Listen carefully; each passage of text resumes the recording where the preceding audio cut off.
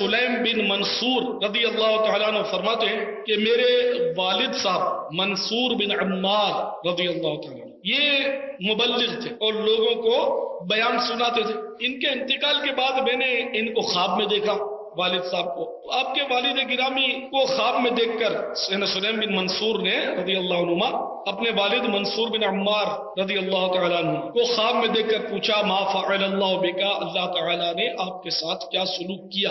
وہ کہنے لگے اللہ تعالیٰ نے مجھ پر رحم کیا، میری بخشش فرمائی، اور اس کا سبب یہ ہوا کہ مجھ سے کہا گیا کہ ایک بار جب تم بیان کر رہے تھے تو تمہارے بیان میں میرا ایک ایسا بندہ شامل ہو گیا تھا کہ جو کبھی بھی میرے خوف سے رویا نہیں تھا، لیکن تیرے بیان کے اثر سے وہ میرے خوف سے کانپ گیا اور رو پڑا.